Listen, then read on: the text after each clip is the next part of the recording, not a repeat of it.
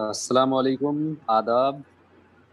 जो भी हज़रात जहाँ कहीं भी सुन रहे हैं इस प्रोग्राम को, उन सबका यहाँ पर वेलकम है, इस्तकबाल है, स्वागत है। और जैसा कि आप सब लोग इस वक्त एक बहुत ही अनयूजुअल, बहुत ही एबनॉर्मल सिचुएशन से गुज़र रहे हैं। हर घर में या तो कोई कोविड का पेशेंट हो रहा है, या आपके रिश्तेदारों में, आपके दोस्तों में कहीं न कहीं कोविड से अफ़ेक्टेड लोग हो रहे हैं। और बहुत सारी अनफॉर्चुनेट डेथ्स भी हो रही हैं, बहुत से लोग परेशान भी हो रहे हैं। लोग तकलीफ़ हम उनकी सोशल मीडिया पर और अखबारों में, टेलीविज़न पर हर जगह देख सकते हैं। तो इस एक पूरे माहौल ने एक साइकोलॉजिकली हमारी पूरे लोगों पर, पूरी आबादी पर, हर तरह के लोगों पर बहुत गहरा असर डाल रहा है। और वो अगर उसमें से कोई अफ़ेक्टेड हो जाता है, तो बहुत ज़्यादा उसको एंग्ज़ायटी, बहुत ज़्यादा डर, बहुत ज़्यादा फ़ियर उसके अंदर आ जाता है। और वो एक जो लड़ाई है कोविड के खिलाफ, जिसको उसे लड़ना है, जैसे ही उसको पता चलता है कि वो पॉज़िटिव हो गया है, या उसको अगर पता चलता है कि उसके घर में कोई पॉज़िटिव हो गया है, तो एंग्ज़ायटी इतना तेज़ उसके ऊपर अटैक करती है, या वो इतना जल्दी स्ट्रेस में चला जाता है कि वो इस बीमारी से लड़ने के लिए अपने आप को अपने आप को बहुत जल्दी तैयार नहीं कर पाता है। और वो एक बिला वजह के एक बहुत सारे अननोन फ़ियर्स उसके अंदर आ जाते हैं। वो ये सोचता है कि क्या होगा, कैसे होगा? और ये भी सोचता है कि शायद वही सब चीज़ें उसके साथ हों जो सब लोगों के साथ टेलीविज़न पे देख रहा है। शायद उसको ऑक्सीजन के लिए दौड़ना पड़ेगा, शायद उसको हॉस्पिटलाइज़ होना पड़ेगा, शायद वो भी एक्सट्रीम सिचुएशन, डेथ जैसे सिचुएशन से उसको भी गुज़रना पड़ेगा। तो बहुत सारे डर उसके दिमाग में घुसने लगते हैं। तो ये सारे डर मिलकर के उसकी हिम्मत को तोड़ देते हैं। और वो पहले ही दिन, जिस दिन उसको ये पता चलता है कि वो पॉज़िटिव है, उसी दिन वो अपने आप को बहुत ही डिप्रेस्ड फ़ील करने लगता है। लेकिन अगर आप इसके बरखिलाफ़ आप उन लोगों से बात करें जो लोग सही हो गए हैं, और सबको पता है कि 95% से ज़्यादा लोग जो कोविड पॉज़िटिव हो रहे हैं, वो सही हो जाते हैं।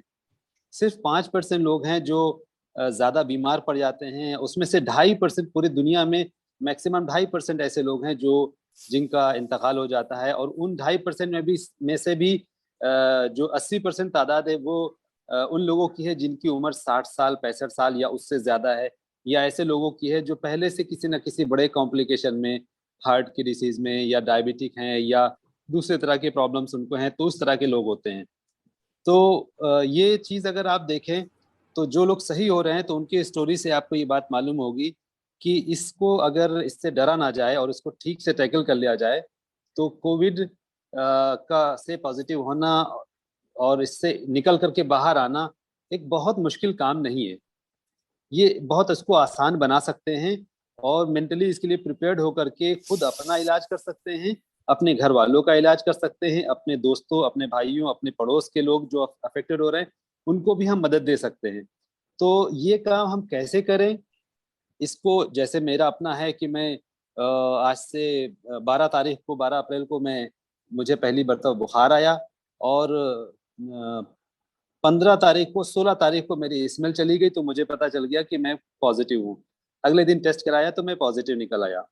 तो मुझे भी ये सारे डर हुए, मुझे भी ये सारी परेशानियाँ हुई। फिर मैंने 1-2 दोस्तों से बात की, उन लोगों ने उसको ठीक से समझाया, उन्होंने बताया कि कैसे आसानी के साथ आप इससे निकल सकते हैं। तो उस दिन मुझे बहुत ढाढ़स बन गई, बहुत हिम्मत आ गई, और फिर मैंने धीरे-धीरे ये सफ़र तय किया। तो आज मैं बहुत अच्छी कंडीशन में हूँ, बहुत अपने आप को अच्छा फ़ील कर रहा हूँ।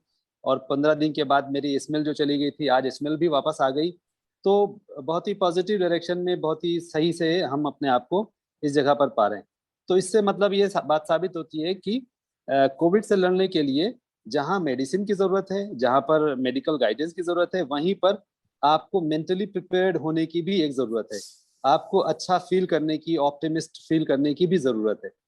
तो ये सारी बातें हम लोग बहुत सारे डॉक्टर से, बहुत सारे एक्सपर्ट से बात कर रहे थे। और इसमें डॉक्टर उवैस अकरम फारूकी साहब, जो अलीगढ़ मुस्लिम यूनिवर्सिटी से पढ़े हैं, और उन्होंने जामिया मिल्लिया इस्लामिया के साइकोलॉजी डिपार्टमेंट से पीएचडी की है। प्लस वो एक फैकल्टी मेंबर भी हैं यूनिवर्सिटी में, गेस्ट लेक्चरर भी हैं और as a full time faculty भी रह चुके हैं। और इस वक्त वो क्लिनिकल प्रैक्टिस में हैं। नोएडा में उनका अपना खुद का क्लिनिक है जिसमें वो बैठते हैं। उसके अलावा कई प्राइवेट हॉस्पिटल्स में वो एज ए सीनियर कंसल्टेंट जाते हैं। और इस तरह के कोविड के केस में ये बहुत सारे ऐसे केसेस ये हैंडल कर रहे हैं जिससे इनको ये बात समझ में आ रही है कि कैसे इस वक्त जो पेशेंट्स हैं, कोविड से पॉजिटिव लोग हैं, उनको कैसे मेंटली प्रिपेयर्ड होना चाहिए और अपनी मेंटल वेलनेस के लिए उनको क्या करना चाहिए। तो हमने डॉक्टर उवैस अकरम साहब से बात की और उनसे कहा कि अगर आप एक ऐसा सेशन लें जिसमें लोगों को बताएं कि ये कैसे हम समझ सकते हैं इस मामले को और कैसे इससे आराम से निकल सकते हैं। तो डॉक्टर साहब का बहुत बहुत शुक्रिया कि उन्होंने अपना कीमती वक्त दिया और उन्होंने कहा कि बिल्कुल बहुत अच्छी बात है। तो ये हमारे लिए बड़ी खुशी की बात है कि वो ऑनलाइन आज आए हैं और हम लोग अपनी गुफ्तगू करेंगे। तो हम डॉक्टर साहब से एक मर्तबा फिर से ये उनके सामने कॉन्टेक्स्ट रखेंगे कि हम लोग उन लोगों के बारे में बातचीत करना चाहते हैं जो 98% हैं जो सही हो जाते हैं। और इसमें से खासतौर से वो लोग जो पहली बार जब उनको पता चलता है कि वो आज पॉजिटिव हो गए हैं, तो डॉक्टर साहब से हम पूछना चाहेंगे कि जब पहली मर्तबा किसी को पता चलता है कि वो आज पॉजिटिव हो गया है, तो किस तरह के डर उसके दिल में आते हैं और किस तरह के फियर्स, किस तरह के अंदेशे में वो चला जाता है और उन अंदेशों से, उन डर से वो अपने आप को बाहर निकालने के लिए या उससे तैयार होने के लिए उसको किस तरह की मेंटल एक्सरसाइज या कौन सी चीज़ें उसको करनी चाहिए ताकि वो उसके लिए प्रिपेयर हो सके। तो मैं शुरू करूंगा डॉक्टर साहब से। डॉक्टर साहब, माइक आपके लिए है। आप हमारे सारे साथियों के से अब आप मुखातब होइए। जी, अस्सलाम वालेकुम, नमस्कार। ये मुझे बहुत अच्छा लग रहा है कि मुझे एक अपॉर्चुनिटी आप लोगों ने दी है। I am very thankful for this opportunity. इसके थ्रू कुछ मैं सोसाइटी को सर्व कर सकूं, इससे अच्छी बात कुछ हो नहीं सकती आज के टाइम में। और काफ़ी टाइम से मैं क्लिनिकल प्रैक्टिस में हूं, तो मैं ये सारी चीज़ें देख रहा हूँ, स्ट्रेस, एंग्जाइटी, डिप्रेशन।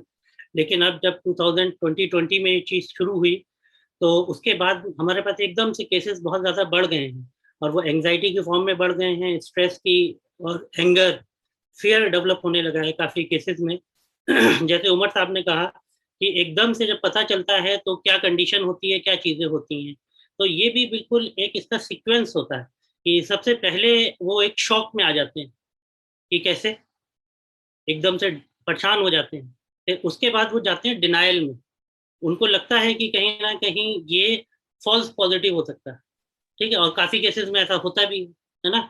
या चीज़ें होती हैं, उसके डिनायल जब ब्रेक होता है, जब चीज़ें समझ में आती हैं, तो हल्के-हल्के एक फ्रस्ट्रेशन, एंगर आ जाता है, ठीक है? फिर ये बात शुरू होती है कि बार्गेनिंग, व्हाई मी? मुझे ही क्यों हो गया? मैंने तो सारे प्रिकॉशंस लिए थे, मैं तो बार-बार हाथ धोता था डॉक्टर साहब, मैं तो बाहर भी नहीं निकलता था, सारी चीज़ें होती थी। उसके बाद कहीं न कहीं वो थोड़ा-सा लो फ़ेज़ में चले जाते हैं, डिप्रेशन में। लास्ट स्टेज होती है एक्सेप्टेंस, ठीक है? और ये बहुत फ्रीक्वेंट होती है इसमें, काफ़ी केसेज़ में काफ़ी हल्के-हल्के स्लो जाती हैं ये स्टेजेज़, तो इसमें इस तरीके से ये फ्रीक्वेंट हो जाती है। तो जब उनके अंदर एक्सेप्टेंस आ जाता है, तो फिर उनको हम मेंटली प्रिपेयर करते हैं कि अब ये चीज़ें हैं, तो अब हमें इसको फेस करना है। और फेस ऐसे करना है कि अभी आप कोविड से सफ़र कर रहे हैं, तो अब आप इसको 2-3 कोमॉर्बिड प्रॉब्लम्स में मत जाने दीजिए। जैसे कोमॉर्बिड प्रॉब्लम्स ये हो गई, आपको ये तो है ही तरीके से पॉज़िटिव हो गए हैं आप कोविड पॉज़िटिव, तो आपको पूरी कोशिश करनी है कि आपको एंग्ज़ियस नहीं होना है, आपको पैनिक नहीं होना है, आपको स्ट्रेस क्रिएट नहीं करना है, फ़ियर नहीं होना है। तो उसके लिए कहीं न कहीं सबसे पहले हम ये काम करते हैं कि हम उनसे कहते हैं कि आप वेंट आउट करिए, है ना? आप कैथारसिस करिए, वॉमिट करिए, जो भी आपके दिल में है वो सारी चीज़ें आप हमें बताने की कोशिश करिए। फिर वो अपने सारे फ़ियर्स हमें बताने की कोशिश करते हैं, सब चीज़ें हम समझाते हैं। हम बहुत ध्यान से सुनते हैं इन सारी चीज़ों को। फिर उसमें से हम उनको ये समझाने की कोशिश करते हैं कि जो आपका फ़ियर है, जो चीज़ें हैं, वो 2% 3% वाली चीज़ें आप ज़्यादा बोल रहे हैं, कि अगर ऐसा हो गया, व्हाट इफ में चले जाते हैं वो। अगर ऐसा हो गया तो क्या होगा? ऐसा हो गया तो क्या होगा? तो सबसे पहले हम उनको ये समझाते हैं कि व्हाट इफ मत सोचिए। अभी जो करंट सिचुएशन है, जिस वक़्त आपकी सारी चीज़ें ठीक चल रही हैं, पैरामीटर्स ठीक चल रहे हैं, उसको आप फ़ोकस करिए और one day at a time चलिए। आज कैसी है कल कैसी, आप ये नहीं कह रहा कि आप अपने निगेटिव्स को इग्नोर मत करिए, उसके कॉम्प्लिकेशंस को इग्नोर मत करिए। वो सारी चीजें आजकल नेट है, सब चीजें हैं, तो सब अवेलेबल है कि कहाँ पे बेड्स हैं, किस तरीके से हमें अरेंजमेंट करनी है, क्या चीजें, तो उसको भी हम देखते हुए चल रहे हैं।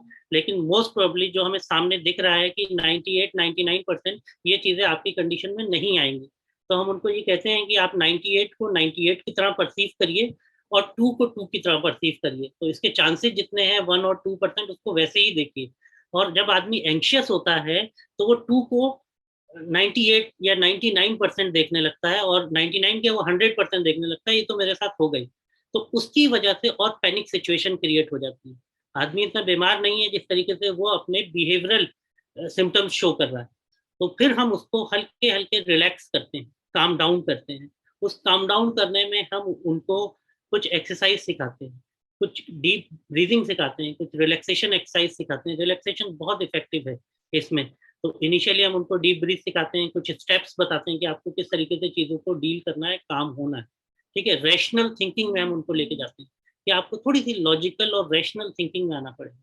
ये जो आप ओवर थिंकिंग कर रहे हैं और इस ओवर थिंकिंग के लूप में जा रहे हैं, इसकी वजह से प्रॉब्लम ज़्यादा हो रही है। तो हम उनको ये टेक्निक सिखाते हैं कि आपको ओवर थिंकिंग नहीं करना है, इस नेगेटिव जोन के लूप में नहीं जाना है। ठीक है, तो इससे किस तरीके से आपको ओवरकम करना है वो चीज़ बताते हैं। कुछ हमारे थॉट प्रोसेस में थिंकिंग डिस्टॉर्शंस होते हैं कि हम अपने थिंकिंग पैटर्न जो है हमारा वो ठीक नहीं है। जैसे इस केस में या एंजाइटी के पेशेंट्स में बहुत ज़्यादा है मेंटल फिल्टरिंग। मेंटल फिल्टरिंग का मतलब ये है कि मैक्सिमम चीज़ें अच्छी हो रही हैं, 99% चीज़ें ठीक जा रही हैं, स्मूथ, कुछ प्रॉब्लम्स नहीं आ रही हैं, कॉम्प्लिकेशंस नहीं हो रहे हैं। लेकिन वो 99 को छोड़ के या 10 प्रॉब्लम्स, मतलब कि 10 चीज़ों में से 9 बिल्कुल स्मूथ हैं, एक गड़बड़ है, तो वो सिर्फ एक को फोकस करते हैं, 9 को अवॉइड कर देते हैं, इग्नोर कर देते हैं, जिसको हम ये कह सकते हैं डिस्काउंटिंग द पॉजिटिव, कि वो पॉजिटिव्स को बिल्कुल हटा देते हैं। तो हम कहते हैं नहीं, आपको सारी चीज़ें देखनी है, आपको रियलिस्टिक व्यू रखना है। तो जब रियलिस्टिक व्यू रखते हैं तो उनको चीज़ें समझ में आती है कि इतना बुरा नहीं हो सकता, कि किस तरीके से हमें चीज़ें मैनेज करनी है, वो चीज़ें बतानी है। तो जब एकदम से चीज़ें आती हैं और वो शॉक में चले जाते हैं, तो हम उनको सपोर्ट सिस्टम क्रिएट करते हैं। नहीं, आप बात करिए, आप समझाइए, जो भी चीज़ें आपके साथ हो रही हैं, उसको आप जितना बताएँगे, जितनी चीज़ें करेंगे और जितना आप करेक्ट इन्फॉर्मेशन लेना बहुत ज़रूरी है। क्योंकि आजकल जो सोशल मीडिया पे काफ़ी लोग इस तरीके से भी काफ़ी चीज़ें डाल देते हैं, जिससे एक स्ट्रेस और क्रिएट हो जाता है, फ़ियर क्रिएट हो जाता है, भ्रम आ जाता है। तो उससे बचना, बहुत ऑथेंटिक वेबसाइट से, है ना, सीडीसी से, है ना, डब्ल्यूएचओ की गाइडलाइन से या गवर्नमेंट गाइडलाइंस को आपको देखना है और उसके बेसिस पे आप चीज़ें करें, तो वो ज़्यादा अच्छा रहेगा। कि इधर आधर से आप इन्फॉर्मेशन कलेक्ट कर रहे हैं, जो आपके रिसोर्सेज़ ठीक नहीं है, उससे आप बचने की कोशिश करिए। और सबसे इम्पोर्टेंट, हम आप देख भी रहे हैं आजकल काफ़ी मीडिया पे हर जगह आ रहा है कि हम उनसे कहते हैं मिनिमल न्यूज़ सुनिए। मैंने तो ये कह रखा है कि 15 मिनट से ज़्यादा आप न्यूज़ पे जाइए मत। और अगर अब आपको हो गया है तो अब आप बैठिए आराम से, है ना? सारी इन्फॉर्मेशन आपके पास है, क्या-क्या चीज़ें करनी है, आप और जगहों पे अपने आप को इन्वॉल्व करिए, और चीज़ों में आप अपने आप को देखिए। तो उससे वो हल्के-हल्के रिलैक्स होना शुरू होते हैं। अभी इसमें मैं काफ़ी चीज़ें ऐड करना चाहता हूँ, अगर कोई क्वेश्चन्स होंगे तो उन क्वेश्चन्स का भी हम वन बाय वन आंसर देते रहेंगे। और उस तरीके से अगर उमैर साहब आप कुछ मालूम करना चाहते हैं या कुछ और चीज़ें इसमें मैं ऐड करूँ? जी ठीक है। हम लोग इस पर बात कर रहे थे, जैसे मैं इसको, जैसे हमारा अपना पर्सनल एक एक्सपीरियंस है, बहुत सारे लोगों का एक्सपीरियंस है। तो इसमें क्या होता है कि अब हम मानिए कि आज हमको ये रिपोर्ट कंफर्म हो गई कि आज मेरी रिपोर्ट पॉजिटिव आ गई है। तो अब जो कोविड की बीमारी है, स्टैंडर्ड उसके जो टाइम है बताया गया है कि वो 14 दिन है। उन 14 दिन में 5 दिन बुखार के हैं, 5 दिन अलग अलग कोई कॉम्प्लिकेशन आने का है, कोई सिम्टम्स आने का है, फिर लास्ट के 4 डेज 5 डेज जो हैं वो इम्प्रूवमेंट के हैं। तो इन तीनों स्टेजेस में हम स्टेज वाइज, अगर आप हमें बताना चाहें कि स्टेज वाइज हम कैसे प्रिपेयर रहें। एक होगा जिसमें हम फुली बुखार में ऑलरेडी होते हैं। दूसरा होता है जब बुखार ख़त्म हो जाता है तकरीबन, फिर सिम्टम्स आने लगते हैं। जैसे किसी दिन ये हो गया कि आपका बहुत ज़्यादा शेकिंग होने लगी, आपके बहुत शिवरिंग होने लगी। तो इस तरह के जो अलग अलग सिम्टम्स आते हैं 4-5 दिनों में, तो स्टेजेस वाइज अगर आप हमें थोड़ा सा बताएं तो और अच्छा होगा, ताकि हम इसको पूरे पीरियड को समझ सके। जी। जी। देखिए, अगर इन केसेस में उमर साहब ये प्रॉब्लम्स और कॉम्प्लिकेशंस आ रहे हैं, जैसे फीवर आ रहा है या ब्रेथलेसनेस फील कर रहे हैं, और सिम्टम काफी केसेस जो हैं वो एसिम्टोमेटिक हैं, तो एसिम्टोमेटिक में थोड़ा सा हम साइकोलॉजिकल मैनेजमेंट प्लान डिफरेंट रखते हैं, और जो सिम्टोमेटिक इसमें थोड़े सिम्टम्स आ रहे हैं उसको हम डिफरेंटली डील करते हैं। ठीक है, जिसमें सिम्टम्स आ रहे हैं उनको पूरी तरीके से हम साइकोलॉजिकल हेल्प प्रोवाइड करते हैं, और हम इनको समझाते हैं कि किस तरीके से आप डिफ्रेंशिएट करेंगे अपने कोविड के सिम्टम्स में, और किस तरीके से एंजाइटी को आप उससे सबसाइड रखेंगे। ठीक है, तो इनिशियली जब सिम्टम्स आ गए हैं और एक्टिव सिम्टम्स हैं, तो हम उनसे ज़्यादा से ज़्यादा कहते हैं कि आपको अभी रेस्ट करना है।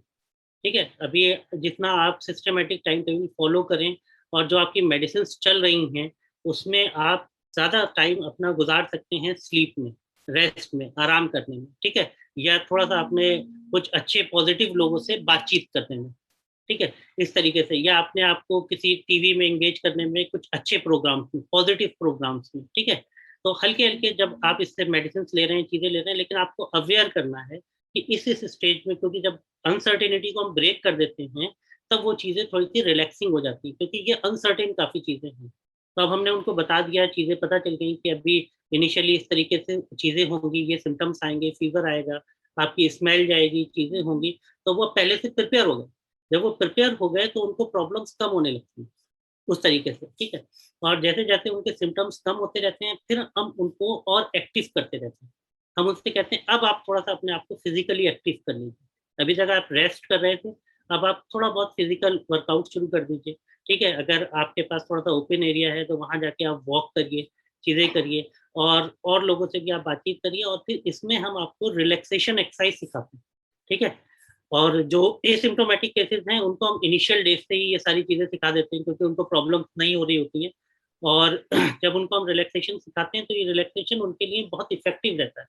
ये JPMR कहलाता है, इंटरनेशनल रिलैक्सेशन है, जो एंजाइटी को, डिप्रेशन को, स्ट्रेस को, एंगर को, फ्रस्ट्रेशन को, बॉडी एक को, ब्रीदिंग को, इन सारी चीजों को, जो कोविड के सिम्टम्स हैं ऑलमोस्ट, उसमें भी बहुत इफेक्टिव रोल प्ले कर रहा है। तो ये एक बहुत सिस्टमेटिक हाफ एन आवर की रिलैक्सेशन टेक्निक है, जिसमें हम रिलैक्सेशन बताते हैं। और अगर टाइम मिलेगा तो मैं उसको बहुत ब्रीफ करके आप लोगों को 2-3 उसके टिप्स बता देंगे कि कैसे करेंगे।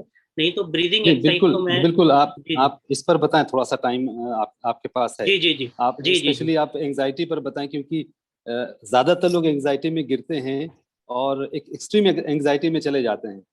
तो जी जी, कैसे वो बिल्कुल अपने बिल्कुल। आप को एंजाइटी से कैसे रोकें, वो क्या एक्सरसाइज हो जी सकती है, जी, वो भी आप उसमें थोड़ा वक्त लें बिल्कुल आप। बिल्कुल बिल्कुल बिल्कुल। जी जी जी, देखिए, इसमें हम ऐसा करते हैं कि दो तरीके से हम उनको ट्रीट करते हैं। एक तो बहुत शॉर्ट डीप ब्रीदिंग एक्सरसाइज, जिसे बॉक्स ब्रीदिंग भी कहते हैं, वो उनको लर्न करवाते हैं, और उनसे कहते हैं कि आपको रिपीटेटिवली इसको आर्ली बेसिस पे करना है।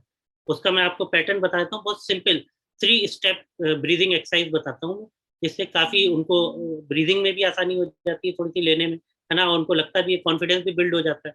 जैसे, तो इसमें हम ये कहते हैं कि आप बहुत आराम आराम से अपनी नोज से 4 to 5 सेकंड में ब्रीद लीजिए।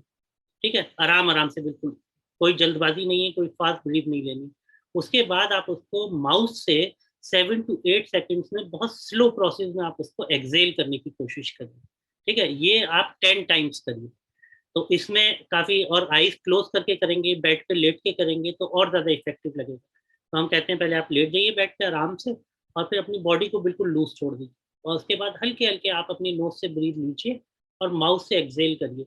अब जब इनिशियली करते हैं तो वो 4-5 सेकंड का ही टाइम देता है इनहेल का और एक्सेल का, लेकिन हल्के हल्के जैसे जैसे प्रैक्टिस होती है तो वो टाइम एक्सेल का बढ़ा दूँ, तो उससे और ज़्यादा बेटर फील होता है। तो फर्स्ट 10 टाइम्स तो आपको ऐसे करना है। उसके बाद फिर सेकंड स्टेप में मैं बताता हूँ कि फिर आपको दोबारा से नोज से ब्रीथ लेनी है 4 to 5 सेकंड में। इस बार आपको 4 to 5 सेकंड के लिए होल्ड भी करना है। ठीक है, जब वो होल्ड करते हैं और उसके बाद फिर 4 to 5 सेकंड के बाद जब हल आराम से रिलैक्स एक्सेल करते हैं, तो और ज्यादा उनके अंदर सूदिंग इफेक्ट आता है, कामिंग इफेक्ट आता है, बहुत अच्छा फील करते हैं। तो इस तरीके से 5 टाइम्स आप इसको करिए, और उसके बाद जो फर्स्ट स्टेप है वो थर्ड स्टेप में आप एज इट इज रिपीट कर दीजिए। तो इससे फायदा ये होता है कि ब्रेन में ब्लड सर्कुलेशन फास्ट हो जाता है। ठीक है, ऑक्सीजन लेवल फास्ट हो जाता है और आपका ब्रीदिंग पैटर्न थोड़ा सा ठीक हो जाएगा, तो मसल्स में इसमें सब में आपका ब्लड सर्कुलेशन बेटर होगा। तो ये एक सिंपल ब्रीदिंग एक्सरसाइज है जो हम कहते हैं आप आर्ली बेसिस पे कर लीजिए, आपको 5 मिनट से ज़्यादा नहीं लगते, तो बहुत इफेक्टिव रिजल्ट आते हैं इसके। फिर एक long term breathing relaxation exercise है जिसमें हम उनसे कहते हैं कि ट्वाइस अ डे तो आप करिए इसको, और तो इसके बहुत बेटर रिजल्ट आएंगे। उसमें हम इनको पूरा लिटा देते हैं एक अपने काउच पे या बेड पे, और कहते हैं कि आप अपनी बॉडी को बिल्कुल रिलैक्स छोड़ दीजिए, लूज छोड़ दीजिए, नो नीड टू टाइट, जैसे हम सोते हैं उस तरीके से। उसके बाद फिर ये ब्रीदिंग एक्सरसाइज से स्टार्ट करते हैं कि 2-3 बार डीप ब्रीदिंग करवाते हैं इन एंड आउट, फिर वो अपना रिलैक्स होकर छोड़ देते हैं। उसके बाद फिर ये दोनों आपकी जो फिस्ट हैं, फिर हम कहते हैं कि बहुत आहिस्ता आहिस्ता आप अपनी दोनों फिट्स को इस तरीके से टाइट करिए, और टाइट करके आप बंद कर लीजिए इसे, and feel the tightness in your fist. ठीक है, तो इस फिस्ट को टाइट फील करिए और पूरी बॉडी को आप लूज छोड़ के रखिए। ठीक है, और फिर और इसको महसूस करना, इस टाइटनेस को फील करना। उसके बाद बहुत आहिस्ता आहिस्ता आहिस्ता आहिस्ता आप इसको लूज छोड़िए। तो जब वो लूज छोड़ते हैं तो एक सूदिंग बहुत लाइटनेस, फील द लाइट, काम एंड कूल, इस तरीके से। तो ये 2-3 बार करवाते हैं इसको। ठीक है, उसके बाद फिर ऐसे लेटे हुए होते हैं तो हम कहते हैं very slowly and slowly bend your elbows. आप अपनी एल्बोज को इस तरीके से बेंड करिए जिसमें फिस्ट बंद नहीं होती, और यहाँ पे बाइसेप्स में अपने टाइटनेस फील करिए इस तरीके से। तो बहुत आराम आराम से लूज योर एल्बोज। 3 टाइम्स हम इसको करवा देते हैं तो काफी रिलैक्स फील करते हैं। फिर शोल्डर्स, हम उनसे कहते हैं कि इस तरीके से आपके हाथ हैं, इसको आप ऐसे ऊपर ले लीजिए और फील करिए टाइटनेस यहाँ पे, तो हल्के हल्के हल्के हल्के आप इसको लूज छोड़ दीजिए। फिर हेड, उसको ऐसे ऊपर उठवाते हैं, फिर टर्न करवाते हैं इस तरीके से, फिर ये नीचे ले जाते हैं। ठीक है, उसके बाद काफी स्टेप्स हैं इसमें। फिर हम एंकल्स, ये फोरहेड पे हम रिंकल्स डलवाते हैं इस तरीके से, तो टाइटनेस फील करते हैं। फिर आईज को टाइट करते हैं, फिर माउथ को, कि सारी की सारी मसल्स इसमें कवर अप हो जाए। फिर लिप्स, फिर चेस्ट, जैसे आपने शुरू में ली थी इस तरीके से पूरा आप अंदर अपना पेट अंदर कर लेंगे और चेस्ट को बाहर निकाल लेंगे। एंड इस बार आपको होल्ड करना, जब आप होल्ड करेंगे तो आपको टाइटनेस फील होगी, फिर बहुत आराम आराम से आप इसको एक्सेल कर देंगे। फिर स्टमक को जितना आप ब्लो कर सकते हैं ब्लो करना। फिर थाइस के लिए, अब जैसे यहाँ पे हम बैठे हुए तो ये आप समझ लेग्स है, तो थाइस में अपने फीट को इस तरीके से हल्के हल्के बेंड करेंगे तो थाइस टाइट हो जाती है। ओके, फिर काफ मसल्स के लिए इस तरीके से आप बेंड करें। ठीक है, और उसके बाद बहुत आहिस्ता आहिस्ता अपने फीट्स को रोटेट कर लीजिए क्लॉकवाइज और एंटी क्लॉकवाइज, और उसके बाद बॉडी को बिल्कुल रिलैक्स छोड़ दीजिए। फिर हम थोड़े से उनको कमांड देते हैं कि feel the lightness in your body is completely relax, काम एंड कूल। तो वो फील करते हैं उस लाइटनेस को। उसके बाद फिर हम उनको डीप रिलैक्सेशन में, विजुअलाइजेशन में ले जाते हैं। विजुअलाइजेशन में हम उसको पॉजिटिव विजुअलाइजेशन करवाते हैं। जैसे बीच पे ले गए तो हम उसको विजुअलाइज करवाएंगे कि you are on the beach and you are walking there, आप वहाँ टहल रहे हैं, चीजें कर रहे हैं, तो उसको एक एहसास दिलाते हैं। और फिर लास्ट में हम उससे कहते हैं कि आप अपनी पॉजिटिव मेमोरी के साथ 5-10 मिनट वहीं रहिए, तो वो लौट के आता है। फिर उसके बाद हम उसको वापस लाते हैं, तो बहुत सूदिंग इफेक्ट होता है इसमें, है ना। ये हिप्नोटिज्म वाली एक स्टेज आ जाती है, तो उसके बाद ये जब रेगुलर बेसिस पे करते हैं हम, तो बहुत काम, एंग्जाइटी ऑलमोस्ट सबसाइड हो जाता है, स्ट्रेस ऑलमोस्ट सबसाइड हो जाता है। तो फिर आदमी के अंदर कहीं ना कहीं इम्यूनिटी बेटर हो रही है ना, वो रिलैक्स फील कर रहा है, काम फील कर रहा है, ऑक्सीजन लेवल पूरी बॉडी में बेटर हो गया, ब्लड सर्कुलेशन बेटर हो गया, चीजें अब वो लेवल नहीं रहा उसका स्ट्रेस का, तो हल्के हल्के हल्के हल्के वो बेटर फील करते चला जाता है। ये चीजें होती है, तो इसको ट्वाइस अ डे हम करवाते हैं, तो हल्के हल्के हल्के हल्के वो चीजें बेटर होती हैं। तो बहुत इफेक्टिव रिजल्ट हैं इसके, तो इसको करते हैं। इसी तरीके से जैसे मैं बात कर रहा था आपसे, जो सिम्टोमेटिक है इनके वो ठीक होते चले जाते हैं, तो उनको हम एक्टिव कर देते हैं। और जो एसिम्टोमेटिक है वो भी काफी परसेंटेज में, मेरे ख्याल से 90% केसेस में है, तो हम उनसे कहते हैं कि आप तो अपना 14 डेज सेल्फ इम्प्रूवमेंट प्लान ही बना लीजिए, कि जो चीजें अभी तक आपने अपनी अवॉइड कर रखी थी, जो आपकी वीकनेसेस थी, उन चीजों को आपको फोकस करना, चीजें करनी। तो हम उनका स्लीप पैटर्न पे फोकस करते हैं कि आप अपना स्लीप पैटर्न ठीक करिए। ठीक है, फिर फिजिकल वर्कआउट मॉर्निंग में शुरू करिए, उसके बाद फिर ये रिलैक्सेशन करिए, फिर आप जो अपना काम कर सकते हैं 4-5 आवर्स वो करिए, 1-2 घंटे आप अपने आप को एंटरटेन करिए। फिर आप कहीं ना कहीं अपने सेल्फ को फोकस करिए, सेल्फ एक्चुअलाइजेशन या मी टाइम वो निकालिए आप। है ना। फिर इवनिंग में फिर रिलैक्सेशन करिए, फिर आप थोड़ा सा एंटरटेन करिए, अपने फैमिली मेंबर से कनेक्टेड रहिए, बातचीत करते रहिए। इस तरीके से हम पूरा उनका मैनेजमेंट, और 2-3 घंटे हम कहते हैं कि आप उन चीज़ों पे काम करिए जो अभी तक आप अवॉइड करते थे, जो आपका अभी तक डार्क एरिया, जो आपको लगता था कि काश मुझे ये चीज़ें सोचनी चाहिए, ये चीज़ें पढ़नी चाहिए, ये कर लेना चाहिए, या इसके बारे में मैं थोड़ा सा और सोचता हूँ, तो काफ़ी इम्प्रूव करके चीज़ें निकल के आती हैं। तो ये 14 डेज़ का एक तरीके से बहुत अच्छा टाइम भी निकल सकता है, अगर लोग स्ट्रेस फ्री, एंग्जायटी फ्री होके इसको थोड़ा सा फोकस करें। तो मेरे ख्याल से ये अपॉर्चुनिटी हो जाएगी उस तरीके से। जैसे हमारे प्राइम मिनिस्टर कहते हैं कि इसमें भी आप संभावना ढूँढिए, तो ये संभावना इस तरीके से मिल सकती है। ये है। बहुत अच्छा है ये आपने जो ये दूसरी बात अभी शुरू कर दी। हम इस पर और बात करना चाहेंगे कि ज्यादातर जो असिम्प्टोमेटिक लोग होते हैं, तो अगर मुझे लगता है कि अगर वो इस बात को हम इन्हें बता दें कि देखिए आप असिम्प्टोमेटिक हैं और आपको ज़्यादा कॉम्प्लिकेशंस नहीं आने वाले हैं और आपका एक नॉर्मल इलाज चलना है, लेकिन आपको 14 दिन तक तो अपने आप को वक्त देना है। तो ये जो 14 दिन आपके होने जा रहे हैं या 15 दिन जो आपके होने जा रहे हैं, ये आपके लाइफ के सबसे अच्छे और सबसे इम्पोर्टेंट दिन हैं, जिसमें आप और सिर्फ आप हैं अपने साथ, और आप अपने आप को पूरा वक्त देने जा रहे हैं। तो ये जो 14 दिन का पूरा प्लान है, हालांकि जैसा कि एसिम्प्टोमेटिक लोगों का जो है वो ये है कि अ, उनको बुखार भी नहीं आता, स्मेल चली गई लेकिन बुखार नहीं आता, और यहाँ तक कि उन लोगों को ज्यादा थकान भी नहीं होती, लेकिन रिपोर्ट रिपोर्ट पॉजिटिव है। तो बहुत ही एक दो चीजें आती, तो अब उनको क्या होता है कि वो ये सोचते हैं कि मैं तो बीमार भी नहीं हूँ, मैं क्यों बैठूं यहाँ पर, हमें निकल जाना चाहिए बाहर, हमें आइसोलेशन में रहने की क्या जरूरत है। तो उनके अंदर ये बंद रहने की एंजाइटी होती है कि मैं तो बिला वजह कैद हो गया हूँ, मुझे कोई जरूरत नहीं थी आइसोलेशन में रहने की, मेरे ऊपर कोई उसका कुछ भी मुझे नजर नहीं आ रहा है सिवाय इसमें जाने का, और वो भी आ जाती है 2 4 6 दिन के अंदर ही। तो अब उनको ये समझ में नहीं आता है कि वो क्या कर रहे हैं। तो कैसे वो अपने ये 14 दिन प्लान करें शुरू पहले ही दिन से। अब आज हमें मालूम हो गया है कि आज मैं पॉजिटिव हूँ और बहुत ही माइल्ड वाला हूँ, तो ये भी हमको पता है कि माइल्ड वालों को ज्यादा प्रॉब्लम्स होते ही नहीं है। तो अब हम 14 दिन की प्लानिंग पूरे एक पैकेज में अगर बनाना चाहें, तो मोटे तौर पर हम इस पैकेज को, 14 दिन के पैकेज को कैसे बांटें और क्या क्या किस किस स्टेज में बांटें।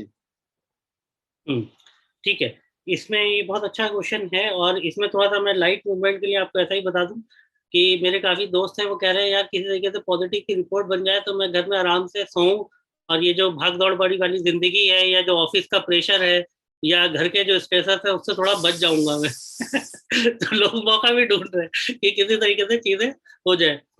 तो इसमें ये है कि सीधे सीधे अगर बहुत ही माइल्ड लेवल पे चीजें हैं, तो आपको पहले से बताया कि बहुत कॉम्प्लिकेशंस नहीं आने वाले हैं, चीजें बहुत स्मूथ होने वाली हैं। आप अपना बहुत ही शॉर्ट टर्म एक गोल्स तैयार कर लीजिए कि ये चीजें, जैसे मैंने बताया आपको वीकर एरियाज हैं, तो उस पर हम काम करना शुरू करते हैं।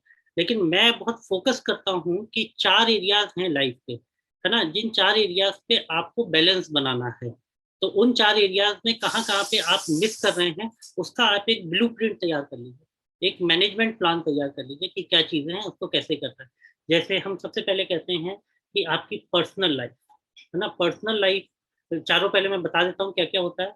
Personal, family, professional and social wellbeing. तो हम कहते हैं इन चारों में बहुत ज्यादा बैलेंस होना चाहिए।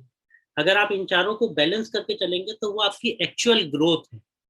तो जब हम भाग दौड़ बड़ी वाली जिंदगी में हैं, तो हम काफी चीजें मिस कर देते हैं इसमें से। तो अब हम इनसे ये कह रहे हैं कि अब आप इसका एक प्लान बना लीजिए कि आप क्या क्या चीजें मिस कर रहे थे और किस किस तरीके से चीजें कर रहे हैं।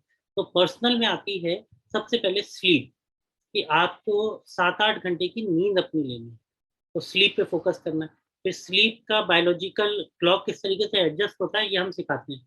अभी मैं इसके लिए 2-4 बातें आपको बता दूंगा, तो उससे पता चल जाएगा कि स्लीप को किस तरीके से हम अपना चैनलाइज कर सकते हैं विदाउट एनी मेडिसिन। ठीक है। फिर हम उनसे कहते हैं कि आप अपनी ईटिंग हैबिट्स को ठीक करिए। जो आपकी ईटिंग हैबिट्स ठीक नहीं है, उसके ऊपर आप काम करिए, पर्सनल लेवल पे बात हो रही है। फिर आपको फिजिकल वर्कआउट, ठीक है, करना है, आपको रिलैक्सेशन करना है। जो एंशियस लोग हैं, जो साइक मेंटल हेल्थ से डील कर रहे हैं, जो माइल्ड मतलब कि न्यूरोटिक और साइकोटिक इसमें होते हैं, जो न्यूरोटिक लोग हैं वो डील कर सकते हैं इसमें। ठीक है। फिर हम उनको कहते हैं कि आप थोड़ा सा अपना हॉबीज पे और मी टाइम पे काम करिए। तो ये हो गया इनका पर्सनल, कि इन 4-5 चीज़ों पे आपको काम करना है। उसके बाद हम आते हैं फैमिली पे, कि कहाँ-कहाँ पे आप अपनी फैमिली में चीज़ों को मिस कर रहे हैं। आप लोगों से कनेक्टिविटी नहीं बना रहे हैं, अपने पेरेंट्स के साथ आपको बात करने का टाइम नहीं है, अपने रिलेटिव्स के साथ नहीं मिल रहे हैं, अपनी वाइफ, बच्चों को टाइम नहीं दे रहे हैं, तो उसके लिए आप प्लान तैयार करिए कि किस तरीके से आप चीज़ों को बेटर करेंगे, ठीक है? उसके बाद आता है प्रोफ़ेशनल लाइफ़ में कहाँ-कहाँ पे कमियाँ हैं, कहाँ-कहाँ पे चीज़ें ठीक नहीं चल रही हैं, वो चीज़ें आपको देखनी है कि आपके वीक एरियाज़ कौन-से हैं, आप जिसमें काम कर रहे हैं, उसमें कहीं न कहीं आपका एक्सीलेंस हो जाए तो बहुत अच्छा रहेगा। फिर आपका फ़ियर खत्म हो जाता है, फ्यूचर को लेके वरीज़ खत्म हो जाती है, वो। फिर हम कहते हैं पैरेलली आपको सोशलाइज़ेशन, आजकल तो नई थ्योरी है कि सोशल नेटवर्किंग इतना 80% जो है वो ईक्यू, इमोशनल क्वोशिएंट और सोशल क्वोशिएंट से ग्रोथ मिलती है as compare to IQ. IQ average होना बहुत ज़रूरी है, लेकिन आईक्यू का रोल बताया गया है 20% और 80% जो रोल बताया गया है सोशल और इमोशनल क्वोशिएंट का। तो इसको आपको किस तरीके से हैंडल करना है। अब ये जो सीक्वेंस बताया है, ये इसी तरीके से इम्पोर्टेंस भी देनी है। सबसे पहले अपने आप को इम्पोर्टेंस देनी, फिर अपनी फैमिली को इम्पोर्टेंस देनी, फिर थर्ड नंबर पे आती है आपकी प्रोफ़ेशनल लाइफ़। लाइफ़ में जॉब है, जॉब में लाइफ़ नहीं है। आजकल कॉर्पोरेट वाले लोग ये सारी चीज़ें भूले बैठे हैं। वो 15-15, 14-14 घंटे काम करते हैं। तो मेरे पास लोग आते हैं कि हम तो 13-14 घंटे काम करते हैं, तो मैं कहता हूँ मैं आपकी हेल्प नहीं कर पाऊँगा। तो कहीं न कहीं आप बहुत चीज़ें मिस कर देंगे अपनी लाइफ़ में। क्योंकि सिर्फ़ प्रोफ़ेशनली आप ग्रो कर रहे हैं और आपने अपनी फ़िज़िकल और मेंटल हेल्थ नहीं देखी है, तो आप एक टाइम पे डिटेरियोरेट कर जाएँगे। आपके पास हो सकता है पैसा बहुत हो, चीज़ें बहुत हों, लेकिन आप उसको एन्जॉय ना कर पाएँ। फिर सोशलाइज़ेशन, कनेक्टिविटी, चीज़ें बना के रखना, ये बहुत ज़रूरी है। तो इस तरीके से चीज़ों को हमें मैनेज करना है। तो आप ये प्लान तैयार करें। तो सबसे पहले हम उनको स्लीप पैटर्न को ठीक करवाने की कोशिश करते हैं। लोग स्लीप पैटर्न में भी थोड़ा-सा ब्लंडर कर देते हैं कि एक तो फिक्स टाइम करना है सोने का और फिक्स टाइम करना है उठने का। और इसमें भी एक ट्विस्ट ये है कि आपको एक फिक्स टाइम पे सोने की कोशिश करनी है, लेकिन अगर 15-20 मिनट में नींद नहीं आई है, तो लीव योर बेड। आपको अपना बेड छोड़ देना चाहिए और स्क्रीन तो यूज़ नहीं करनी। अगर आपको 11 बजे सोना है, तो 9 बजे आपकी स्क्रीन बंद हो जानी चाहिए, किसी भी तरीके की। अब आपको जो भी करना है, अपनी फैमिली के साथ टाइम स्पेंड करिए या कुछ बुक रीड करिए, है ना? इस तरीके से चीज़ें करिए या उसमें भी हम एक चेकलिस्ट तैयार करवाते हैं। To do list, not to do list, वो सारी चीज़ें आप उसको चेकलिस्ट देखिए, फिर नेक्स्ट डे की प्लानिंग करिए, फिर ग्रैटिट्यूड डेवलप करिए। फिर ये ब्रीथिंग एक्सरसाइज जो मैंने बताई थी आपको, बॉक्स ब्रीथिंग एक्सरसाइज, वो करते-करते आप सो जाइए। अगर नींद नहीं आई आपको 15-20 मिनट में, तो लीव योर बेड। आप बेड छोड़ दीजिए और आप टेबल चेयर पे बैठ के अपनी पढ़ाई शुरू कर दीजिए। कुछ भी आपको जो भी बुक्स अच्छी लगती हैं, कुछ और चीज़ें, और वो जब तक पढ़िए जब तक आपको दोबारा नींद नहीं आती। 2 बजे नींद आई लेकिन आपने 6 बजे का टाइम फिक्स किया है उठने का, तो 6 बजे ही आपको उठना है। ये नहीं कि अब 2 बजे मुझे नींद आई थी तो मैं 10 बजे उठता हूँ, तो वो बायोलॉजिकल क्लॉक कभी एडजस्ट ही नहीं होता। तो फिर 6 बजे उठना है, फिर उसके बाद अपना डेली रूटीन शुरू कर देना, कि जो-जो चीज़ें आपको करनी है सिस्टमैटिकली, वो चीज़ें आप करिए। थोड़ा-सा आप रेस्ट कर लीजिए लंच के बाद, अगर आपके पास अब तो टाइम है ही, आप जब कर रहे हैं, तो इस तरीके से आप अपना रूटीन ठीक कर सकते हैं। तो उसमें सुबह उठ के फिज़िकल वर्कआउट करना है, रिलैक्सेशन करना है, फिर चीज़ें अपना जो भी आपने सेट किया है अपना प्लान, गोल्स जो बनाए उस गोल्स के ऊपर काम करना है कि कहाँ-कहाँ पे मैं चीज़ें मिस कर रहा हूँ। एंटरटेन करना जब आप यहाँ पे हैं, और फिर सोशल कनेक्टिविटी, इस तरीके से चीज़ें चलेंगी तो बेहतर हो जाएगा। फिर नेक्स्ट डे हो सकता है आपको जल्दी नींद आ रही हो, डिनर के बाद, क्योंकि आप इस दिन सोए नहीं हो। उसमें भी फिर आपको सोना 11 बजे है, जल्दी सोने की कोशिश नहीं करनी। फिर दोबारा नींद नहीं आए 15-20 मिनट में, फिर आप उठ जाइए, फिर अपने रूटीन पे आप लग जाइए, उस तरीके से। तो विदिन 14 डेज़ ये साइंटिफिकली प्रूवन है कि स्लीप पैटर्न ठीक हो जाता है, बायोलॉजिकल क्लॉक एडजस्ट हो जाता है। 90-95% केसेज़ में, जो मेरी अपनी 18 साल की क्लिनिकल प्रैक्टिस है, लोग आते हैं इनसोम्निया से या बहुत ज़्यादा प्रॉब्लम्स में, तो बहुत केसेज़ में, मतलब मैक्सिमम केसेज़ में ज़रूरत ही नहीं पड़ती, क्योंकि वो अपना पैटर्न डिस्टर्ब कर देते हैं। कि अब नहीं सोए तो हमें 8 घंटे सोना ही है, तो वो दिन में सोते रहते हैं। तो उसकी वजह से हेल्थ खराब होती है। मैं कहता भी हूँ कि आपको कहीं न कहीं आप बायस समझेंगे इसे, लेकिन ये बहुत मशहूर चीज़ है कि mental health is the primary health. अगर मेंटल हेल्थ ठीक रहेगी, तो फिर आप अपनी फिज़िकल हेल्थ से फ़ायदा उठा सकते हैं, और काफ़ी केसेज़ में देखा भी है। तो इस तरीके से जब आप इसको प्लान करेंगे और 14 दिन अगर आपने एक्चुअली इन सब चीज़ों पे कर लिया, तो हो सकता है एक नया सेल्फ एक्चुअलाइज़ेशन हो जाए, चीज़ें समझ में आ जाएँ। और पता चला आप तो अभी इनिशियली स्ट्रेस में जा रहे थे कि कैसे बचूंगा नहीं बचूंगा, और आप एक नए अपने मैनेजमेंट प्लान के साथ आ रहे हैं और बहुत अच्छी तरीके से लाइफ के चैलेंजेस को फेस कर। तो इस तरीके से अपॉर्चुनिटी वाली बात जो थी वो उस तरीके से हो सकती है। अच्छा, इसमें मैं एक ये बहुत अच्छी आपने दोनों स्टेजेस की बातें बता दी, और सचमुच में ये बहुत ही हेल्पफुल है। इसमें एक मैं अपना पर्सनल एक्सपीरियंस जोड़ करके, और भी कई लोगों हैं उनका एक्सपीरियंस जोड़ करके ये बात कहना चाहूँगा कि ये 14 दिन का टाइम ऐसा होता है, 15 दिन का टाइम ऐसा होता है कि जिसमें आपको एक और मौका मिलता है कि आप स्पिरिचुअली भी अपने करीब जाते हैं, और आप अपने बारे में सोचते हैं कि मैं इस दुनिया में हूँ, एक इंसान हूँ, मेरी तरह और इंसान हैं, मुझे क्या क्या हासिल है जो दूसरों को नहीं हासिल है, क्या क्या अच्छी चीज़ें हैं मेरी लाइफ में, और क्या क्या कामयाबी हमने हासिल की हैं, कैसे हासिल की हैं।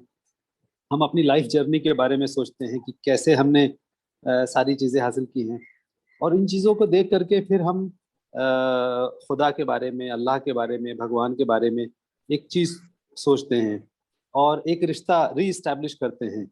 और ज़्यादातर जो लोग अल्लाह पर, खुदा पर यकीन रखते हैं या भगवान पर यकीन रखते हैं, किसी भी मज़हब के मानने वाले हों, तो वो चाहते हैं कि इस मौके पर वो अपने खुदा से और करीब हों और देखें कि उससे उसका रिश्ता कैसा है। तो मेरा ये एक्सपीरियंस है, और भी कई लोगों के ये एक्सपीरियंस से ये बात है कि ये एक ऐसा टाइम होता है कि अगर हम इसमें अपने आप को स्पिरिचुअली भी इम्प्रूव करें, और खुदा के बारे में सोचें, और उसने जो कुछ दिया है हमको, मिसाल के तौर पर आज हम ऑक्सीजन के बारे में परेशान हैं।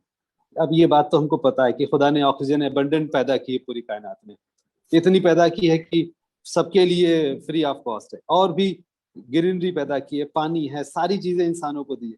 अगर हम इन सब चीजों को अपने आसपास देखते हैं तो हमारे अंदर एक एक ग्रेटफुलनेस होने का एक जज्बा आता है, शुक्र अदा करने का जज्बा आता है। हमें जो चीजें जिंदगी में हासिल है तो उसके लिए हम शुक्र अदा करते हैं।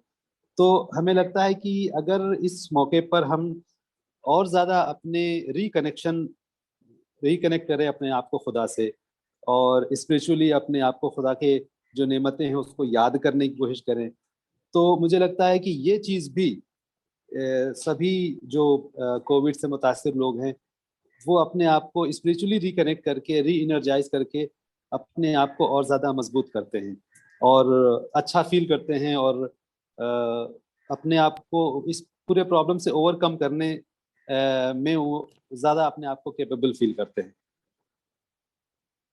बिल्कुल, मैं आपकी पूरी तरीके से आपकी बात से इत्तेफाक करता हूँ।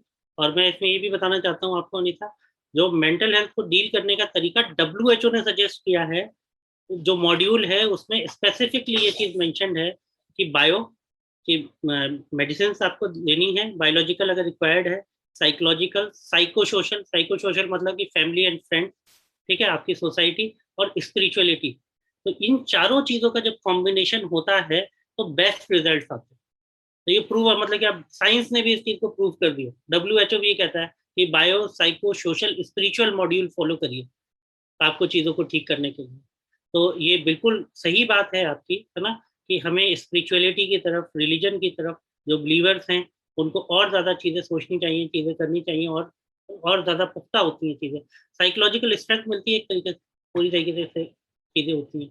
तो ये बिल्कुल मैं आपकी इन सारी बातों से इत्तेफाक करता हूँ, होना चाहिए ऐसा, और बहुत अच्छे रिजल्ट आते हैं, पीस ऑफ माइंड मिलता है। और कहीं ना कहीं इसमें और एक और चीज़ है, वो सेल्फ एक्चुअलाइजेशन जब आ जाता है, जब हल्के हल्के आप स्टेजेस कवर करते हैं, तो you must think about your society. आप कहीं ना कहीं, मतलब कि एक ह्यूमंस के लिए सबसे ज़्यादा खुशी की चीज़, है ना, ये है कि जब आप गिविंग होते हैं, जब आप दे रहे होते हैं, आप अपने लिए कुछ खरीद लीजिए, आपको इतनी खुशी नहीं होगी, आप किसी को गिफ्ट देंगे, अगर दिल से आप दे रहे हैं तो उसमें बहुत ज़बरदस्त खुशी होती है। आप किसी को भूखे को खाना खिला दें, पानी पिला दें, या चीज़ें कर दें उसके ऊपर जो नीडी है ना, तो एक अलग खुशी मिलती है। तो कहीं न कहीं अब ये सबसे बेहतर टाइम है, और हम देख भी रहे हैं किस तरीके से लोग आगे आ रहे हैं। इस प्रोग्राम के थ्रू ही आपने इतना अच्छा चीज़ें शुरू करी हैं, इससे पता चलता है कि ये गिविंग वाली जब माइंडसेट आता है, तो एक्चुअल हैप्पीनेस आती है। तो वो एक्चुअल हैप्पीनेस जब हम अचीव कर लेते हैं तो अपने आप साइकोलॉजिकली हम स्ट्रांग होते चले जाते हैं, डील करते चले जाते हैं इन चीज़ों को।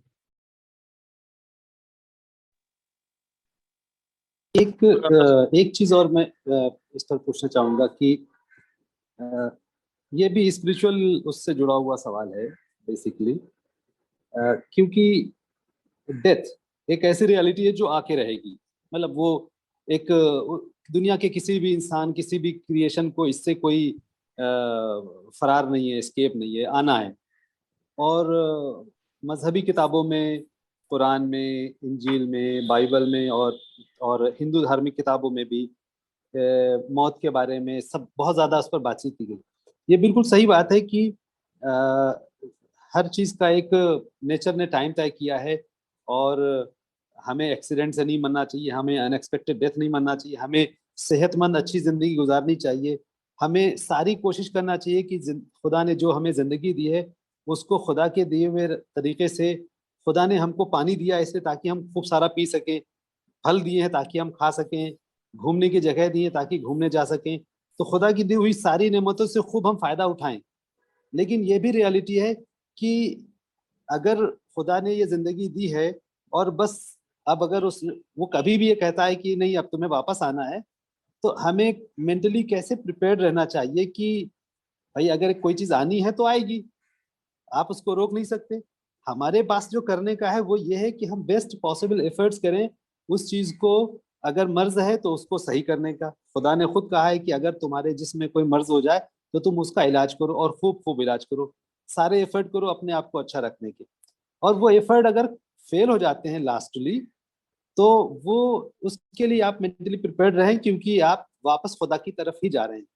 तो मुझे लगता है कि खास तौर से हम शौक में चले जाते हैं अगर हमारे वालिदैन कभी इंतकाल कर जाते हैं, घर का कोई बड़ा इंतकाल कर जाता है, तो हम चाहे खुद कोविड से पॉजिटिव ना हो लेकिन हमारे घर में अगर किसी का इंतकाल होता है तो बहुत सारे लोग बहुत शौक में चले जा रहे हैं, बहुत डिप्रेस्ड हो जा रहे हैं। तो हमें लगता है कि ये रियलाइजेशन भी हमारे अंदर आना चाहिए कि हमें एक दिन इस जगह से जाना है। हमारे बड़े बुजुर्ग जो भी हैं जिनकी उम्र हो गई है वो यहाँ से जा रहे हैं, तो उनको जाना है। हम इलाज कर लेते हैं, कोशिश कर लेते हैं, लेकिन वो धीरे धीरे इस दुनिया से जाएंगे ही।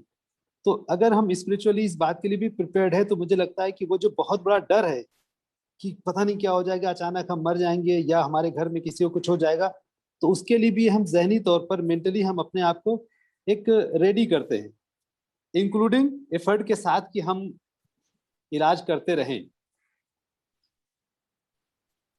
जी बिल्कुल। इसमें जब एंजाइटी में एक चेकलिस्ट होती है एंजाइटी की, अगर होगा तो मैं यहाँ पे शेयर भी कर दूंगा और वो लोग अपनी एंजाइटी लेवल उससे चेक कर सकते हैं, बहुत इजी है। उसमें एक स्पेसिफिक चीज मेंशन है पॉइंट, कि फियर ऑफ डेथ। जब लोगों का फियर ऑफ डेथ खत्म होता है, चीजें होती हैं, सब चीजें बेटर होती हैं। और हम अपने सेशंस में लोगों को सिखाते हैं कि आपको डेथ को एज अ मोटिवेशन लेना चाहिए। आप अगर डेथ को एज अ मोटिवेशन लेंगे तो आप कभी भी बुरा नहीं करेंगे, ना अपने साथ ना दूसरों के साथ, क्योंकि एक दिन आपको जाना है और आपको हिसाब देना है। तो आपको हमेशा अपनी डेथ को सामने रख के चीजों को करना है। और वाकई में ये बहुत इफेक्टिव है। ये थोड़ा फिलोसफिकल या बहुत रिलीजियस हो रही है चीज, लेकिन मैं फिर भी इसमें कहना चाहूंगा, अगर हम ये सोच के काम करें आज की हो सकता है ये मेरा आखिरी दिन है, तो काफी चीज हम ऐसी करेंगे ही नहीं। काफी जगहों पे हम लोगों का दिल दुखाएंगे ही नहीं, रिश्वत लेंगे ही नहीं, बुरा करेंगे ही नहीं। तो मैं कोशिश करता हूँ कि अपने क्लाइंट्स के अंदर फियर ऑफ डेथ हटा के डेथ को एज अ मोटिवेशन कहीं ना कहीं डेवलप कर दूं। तो जब डेथ का वो एक तरीके से फियर खत्म हो गया, तो आदमी अपनी जिंदगी जीना शुरू करता है। और जिसके अंदर फियर ऑफ डेथ रहता है वो पल पल मरता है। तो उसको उसमें से निकालना, चीजें करना बाहर, तो उसको समझ में आएगा। और ये बहुत फैक्ट है। इसको तो कोई भी, खुदा को लोग जुटला देते हैं लेकिन मौत को तो कोई नहीं जुटलाता। बिल्कुल। ठीक है, मौत तो सबको आनी है। ठीक है, हाँ तो जी। उस तरीके से ये चीज वर्क करती है, ये बहुत इफेक्टिव है इसमें, तो इसको हम डील करते हैं। लेकिन जो इरेशनल फियर है उसको हम्म, भी हम हटाने की कोशिश करते हैं कि आपको जो ओवर थिंकिंग है, जो निगेटिव थिंकिंग है ना, उसको बहुत ज्यादा इंपॉर्टेंस नहीं देना। जैसे लोगों को ये लगता है कि अभी नहीं मर जाए, तो उसके चांसेस हम बताने की कोशिश करते हैं। जैसे मैंने बीच में मेंशन भी किया था कि आपको 0.0001% को 0.001% ही परसीव करना है। लेकिन एंग्जाइटी और स्ट्रेस वाले बेचारे उसको 100% परसीव करने लगते हैं। तो वो परसेप्शन ठीक करने की कोशिश करते हैं। फिर हम कोशिश ये करते हैं कि किसी भी तरीके से कोविड पेशेंट भी हो, स्ट्रेस में जो भी लोग हैं, वो निगेटिव थॉट के लूप में ना जाए। लूप का मतलब उसको फॉलो ना करने लगे, अगर ऐसा हो गया तो क्या हो गया, फिर कैसा होगा, फिर कैसा होगा, व्हाट इफ वाली चीज जो होती है।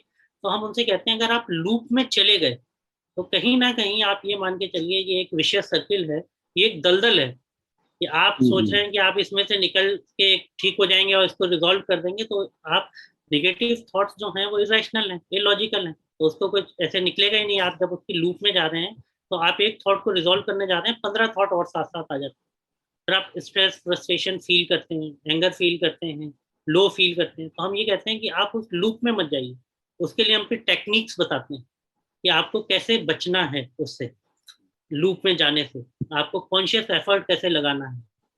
तो उसके लिए हम कुछ डिस्ट्रक्टिव टेक्निक्स बता देते हैं, या लोगों के कुछ इरेशनल फियर्स होते हैं या निगेटिव थॉट्स होते हैं जो काफी सालों से चले आ रहे हैं। तो उन थॉट्स को हम कहीं ना कहीं किस तरीके से आपको चैलेंज करना है वो सिखाते हैं, और फिर किस तरीके से डाइवर्ट करना है वो सिखाते हैं। जैसे इसका भी एक बड़ा लूप में जाने वाला बहुत एक सिंपल सा तरीका है। कोशिश करते हैं कि एक डेमो आपके साथ करके देख लेते हैं, फिर आप बताइएगा कि ये वर्क करता है नहीं करता। तो मैं उमेर साहब ये चाहूंगा कि आप कोई भी एक रैंडम थॉट लेके आइए, ठीक है, और कोशिश हम ये करेंगे कि हम उससे आपको डाइवर्ट कर दें, क्योंकि थॉट्स को रोका नहीं जा सकता। You are not able to stop your thoughts, है ना। ये थॉट्स जो है लाइफ लॉन्ग प्रोसेस है, जैसे आपकी हार्ट बीट है, जैसे पल्स है ना, जैसे ब्रीदिंग है। आप इसको नहीं रोक सकते, उस तरीके से थॉट्स को भी नहीं रोक सकते।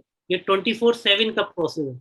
लोग कोशिश करते हैं कि थॉट्स को स्टॉप कर दें, रोक दें, तो जितना आप यहाँ पे रोकेंगे उतना वो बाउंस बैक करेगा, जितना रोकेंगे उतना बाउंस। जैसे अभी मैं आपसे कहूँ अनस साहब कि no need to think about white elephant.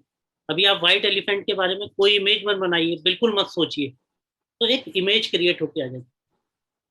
तो एक बेसिक चीज है कि अगर कोई थॉट आ रहा है तो उसको आने दीजिए, वो अपने आप चला जाएगा। जैसे ही आप उससे डरे वो वैसे ही बाउंस बैक कर जाएगा। तो स्टॉप नहीं करना, साथ में फॉलो नहीं करना किसी भी थॉट को। अगर फॉलो किया तो आप उस लूप में चले जाएंगे। आइडियली जो निगेटिव थॉट्स होते हैं वो तो कहीं ना कहीं बहुत उल्टी बात, मतलब कि निगेटिव उस तरीके से मैं इसको एक्सप्लेन करूंगा। मैं ये कहता हूँ कि thoughts are absolute powerless. Thoughts don't have any power. Thoughts में कोई पावर ही नहीं होती। थॉट्स को पावर प्रोवाइड करता है हमारा एक्शन। जब तक हम एक्शन नहीं डालेंगे तब तक कुछ नहीं होगा। लोग थॉट आते ही डर जाते हैं, तो हम समझाते भी हैं उनको डेमो देके कि आप सोच के देखिए कि आपका मोबाइल रखा हुआ, आप इसकी थॉट से अपने कोई थॉट लाके स्क्रीन ब्रेक कर सकते हैं, आप इसका सॉफ्टवेयर खराब कर सकते हैं? नहीं होगा। जब तक आप इसको उठा के फेंकेंगे नहीं, जब तक कुछ नहीं होगा। तो थॉट से कुछ नहीं होता। और पैरेलली हम ये समझाते हैं एक्सेप्ट करिए इसे, प्रैक्टिस एक्सेप्टेंस, कि यहाँ पे आप किसी भी तरीके से थॉट को रोक ही नहीं सकते। 24/7 का प्रोसेस यहाँ आ गया, एक्सेप्ट कर लीजिए आप। लेकिन एक्सेप्टेंस का मतलब ये नहीं है कि आप उससे एग्री कर रहे हैं, ठीक है। ये मान लिया आपने कि थॉट आ रहा है, लेकिन उसको एग्री टू डिसएग्री करना आपके हाथ में। You have the remote control. कि अभी जैसे मैं आपसे कहूँ कि एक थॉट लेके आइए और आप अपना ये मोबाइल तोड़ दीजिए, और थॉट लेके आइए लिटरली तोड़िए, आप मना कर देंगे फौरन। तो निगेटिव थॉट तो आया, लेकिन आपने उससे डिसएग्री कर दिया। तो ये हम समझाते हैं लोगों को कि थॉट तो कुछ भी आएगा, कोई भी थॉट आएगा, लेकिन जब तक आप उसको एक्शन प्रोवाइड नहीं करेंगे, जब तक आप उसको एग्री नहीं करेंगे, एग्री टू डिसएग्री, आपने मना कर दिया, थॉट आया, तो इसको एक्सेप्टेंस को एक्सेप्ट कर लीजिए आप किसी भी थॉट को, तो चीजें बेटर होती चली जाती है। ठीक है। हम लोग क्या कुछ सवाल ले लें क्या एक दो लोगों से? अगर कोई सवाल जी जी, लेना चाहते बिल्कुल हैं बिल्कुल। तो आप हाथ उठा दीजिए, इसमें हाथ उठाने का ऑप्शन होता है। और आप चाहें तो चैट बॉक्स में अपना क्वेश्चन डाल दें, पर्सनली मुझे डाल दें, या रेज हैंड करके आप बता दें। अगर टाइप कर देंगे क्वेश्चन तो और अच्छा हो जाएगा। छोटा सा क्वेश्चन टाइप कर दें अगर किसी को कोई डर है। जब तक क्वेश्चन आते हैं मैं आपसे डॉक्टर साहब एक चीज और पूछ लेता हूँ। मैं क्वेश्चन के लिए मैं लोगों को बोल देता हूँ कि वो तैयार रखें। जैसे ही क्वेश्चन आएगा तो मैं आपके पास वापस आ जाऊँ क्वेश्चन लेके। एक चीज और मैं आपसे कहना चाहता हूँ कि खासतौर से जो हाउस वाइफ्स हैं या लड़कियां हैं, तो उनको भी बहुत स्ट्रेंज किस तरह के डर होते हैं, क्योंकि जैसे कोई दो तीन बच्चे हैं किसी के, अब उनको कोविड पॉजिटिव हो गया, तो उनको ये दिल में धड़का लग जाता है कि अरे अब मेरे बच्चों का क्या होगा, अरे मेरी लाइफ का क्या होगा। तो मैंने देखा है बहुत सारे, जो मेरे घर में भी कुछ कुछ लोगों को हुआ है, दोस्तों में है, तो लड़कियों को और हाउस वाइफ्स को भी बहुत ज्यादा एक एक फियर होता है। तो वो क्या एक जेंडर स्पेसिफिक होने की वजह से और कमजोर होने की वजह से, और अगर वो उसको ओवरकम करना चाहे तो उनके लिए स्पेशली आपका क्या रिकमेंडेशन है? ठीक है, कमजोर तो नहीं मानते हम औरतों को, औरतें बहुत पावरफुल होती हैं, है ना। लेकिन ये कुछ रिसर्चेस हैं कि जो फीमेल हैं, है ना, वो डील होती हैं इमोशन और केयर से, और मेल जो डील होता है वो डील होता है ईगो से और लॉजिक से। ठीक है, अब वो इमोशनल ज्यादा होती हैं, तो वो ज्यादा चीजों की वरी कर लेती, ज्यादा चीजों में इन्वॉल्व हो जाती है, मेंटली परेशान हो जाती है। तो इस वजह से वो इमोशनली थोड़ा सा स्ट्रांग भी होती है, लेकिन इमोशनल पार्ट को ज्यादा सोचने लगती है। तो इस वजह से कहीं ना कहीं वो ज्यादा डर जाती है जल्दी, कि कैसे होगा, इसको कैसे डील करेंगे, चीजें कैसे होंगी। और वैसे भी जैसे काफी केसेस में ऐसा भी देखा गया है, और हम लोग जिक्र भी कर रहे थे कभी, कि प्रेगनेंसी में कोविड हो गया तो और ज़्यादा कॉम्प्लिकेशंस फील होते हैं, डर लग जाता है कि बच्चे को कुछ ना हो जाए, चीज़ें कुछ ना हो जाए।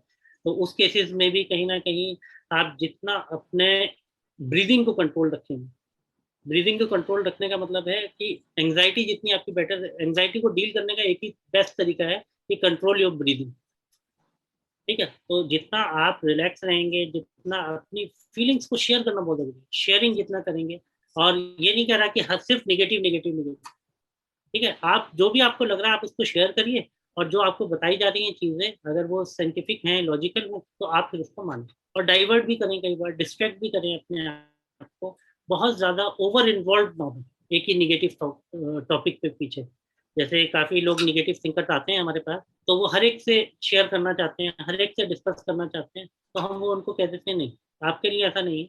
आप सिर्फ और सिर्फ जो ऑथेंटिक पर्सन होगा, जैसे मैं क्लिनिकल साइकोलॉजिस्ट हूँ, उनका थेरेपिस्ट होता हूँ, तो मैं कहता हूँ या तो आप अपने थेरेपिस्ट से डिस्कस करेंगे या अपने साइकेट्रिस्ट से डिस्कस करेंगे। क्योंकि बार बार जब आप रिविजिट करते हैं एक ही चीज को, और एक ही चीज को बार बार लोगों को सुनाते हैं, तो फिर आप उसी जोन में रहते हैं। तो निगेटिव चीजों को बहुत कम शेयर करना, बहुत कम डिस्कस करना, उससे कहीं ना कहीं वो फिर रिपीट नहीं हो। और आप डिस्कस करिए जहाँ पे आपको आंसर मिल रहा है, जहाँ आपको चीजें समझ में आ रही है। रिपीटेटिवली एक ही चीज को नहीं पकड़ के बैठे। तो ये चीज होती तो कोई क्वेश्चन करना चाहेगा भाई? अभी कोई क्वेश्चन ऐसा आया नहीं है। अस्सलाम वालेकुम जी, कुछ सवाल बस। आ चुके हैं चैट बॉक्स में। उसमें ये कि जैसे हर तरफ मौत की खबर मिल रही है कि फलां की हाँ मौत हो गई, हाँ। तो इन चीजों से कैसे देखें? आप चैट बॉक्स आप देख रहे होंगे। जी आप जरा अभी क्वेश्चन आप कर दीजिए, आपने अगर पढ़ लिया है।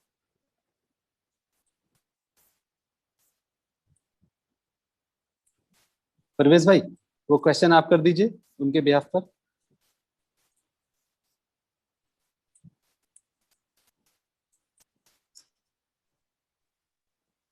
अस्सलाम वालेकुम।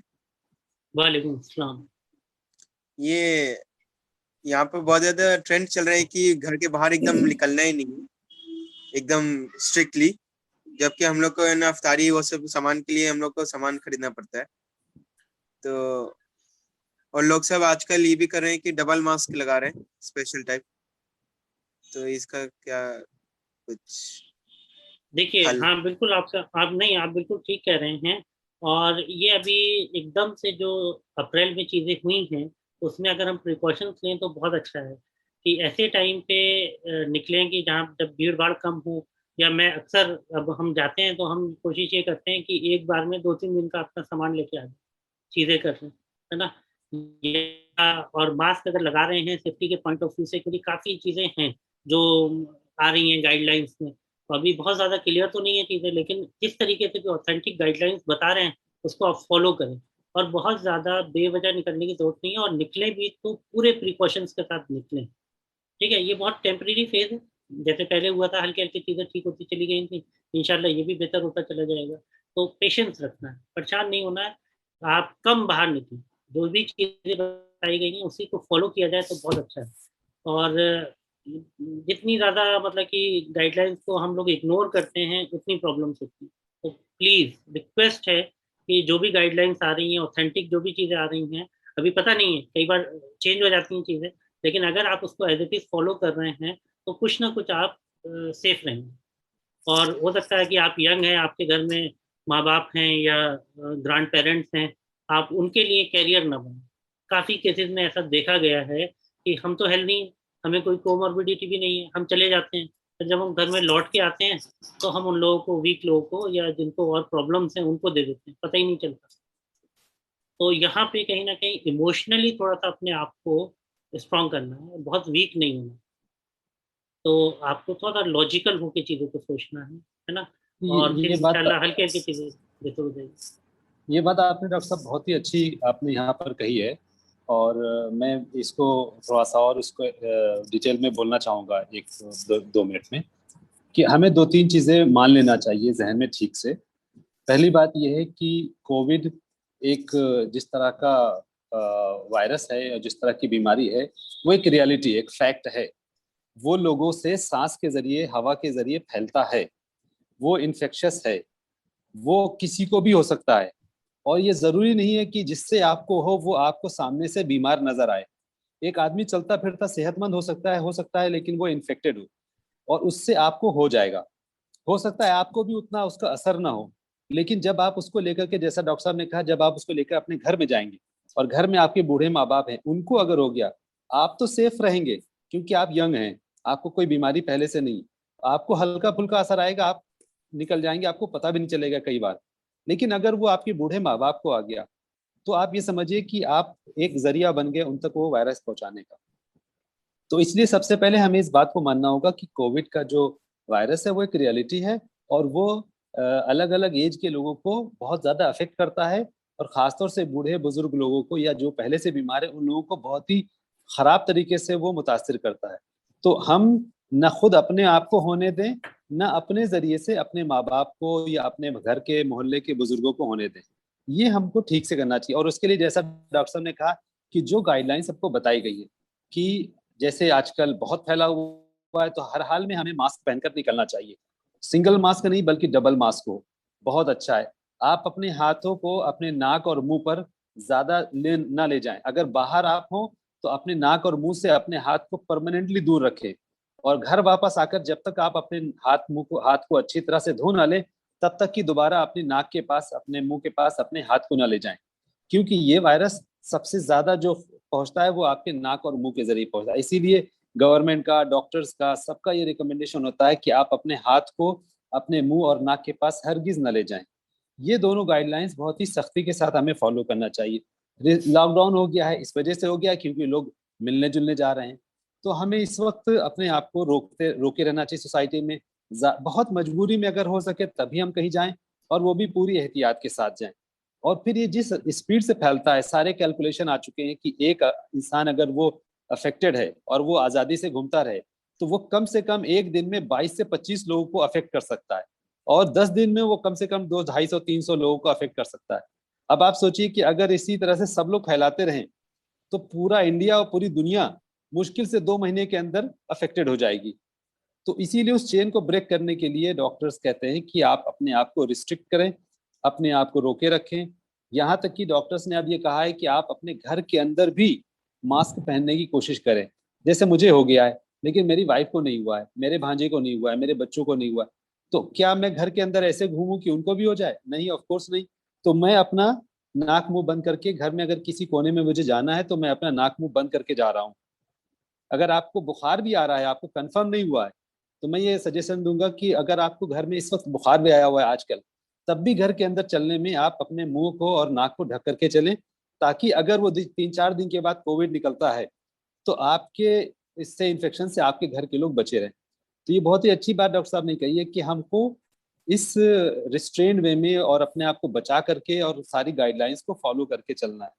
दूसरी चीज मैं ये कहना चाहूंगा, डॉक्टर साहब ने भी अपनी बातचीत में कहा है, और इलाज के जितने भी प्रोटोकॉल्स उसमें कहा गया है कि जो दवा है वो तो अपनी तरफ एक चीज है, लेकिन जो मस्ट है, मोस्ट इंपॉर्टेंट चीज है, वो ये है कि आपको डिहाइड्रेशन नहीं होने देना है। पानी इतना ज्यादा पीना है, चाहे काढ़े की शक्ल में, चाहे ब्लैक टी की शक्ल में, चाहे ग्लूकॉन डी के साथ मिला करके, या जूस के साथ मिला करके, नारियल पानी के साथ मिला करके, 3-4 लीटर पानी आपको हमेशा रोजाना पीना है। क्योंकि ये जो आपकी जो बॉडी है ये वायरस से लड़ती है और इसकी बहुत एनर्जी खर्च होती है।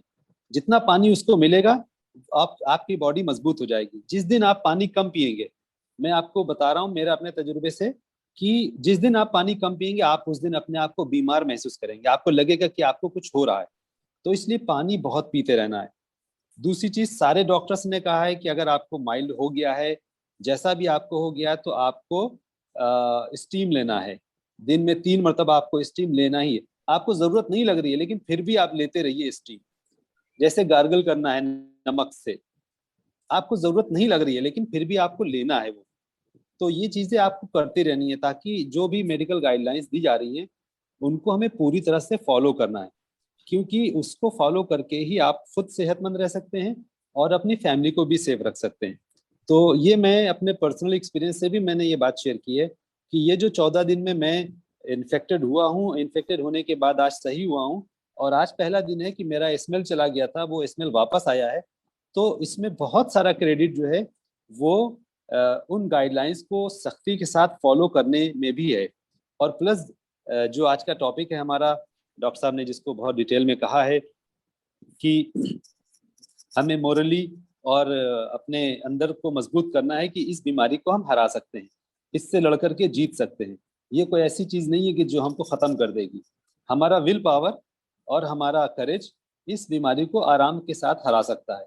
और ये 14 दिन का टाइम है आपके पास, जो आपकी जिंदगी का सबसे अच्छा टाइम है। आप इस टाइम को अपने आप को देने में, अपने पर्सनल लाइफ के बारे में, अपने खुदा से अपने रिश्ते के सिलसिले में, अपने फैमिली के सिलसिले में, और आपकी जो प्रोफेशन की जो चीज़ें हैं, जो कमियां हैं, जैसा कि डॉक्टर साहब ने 4 बातें कही थी, उन चारों पॉइंट्स पर फोकस करने का टाइम। अगर ये 14 दिन के टाइम को आप उन जो 4 पॉइंट एजेंडा डॉक्टर साहब ने दिया है उस पर फोकस करके 14 दिन आपने गुजार दिए, तो मैं आपको 2 बातें कहता हूँ गारंटी के साथ। पहली बात तो ये है कि आप सेहतमंद होकर के रिकवर होकर बाहर निकलेंगे। दूसरी चीज, आप पहले से ज्यादा रिफाइंड वे में निकलेंगे, पहले से ज्यादा स्किल्ड निकलेंगे, पहले से ज्यादा मोरली और आप मजबूत होकर के निकलेंगे।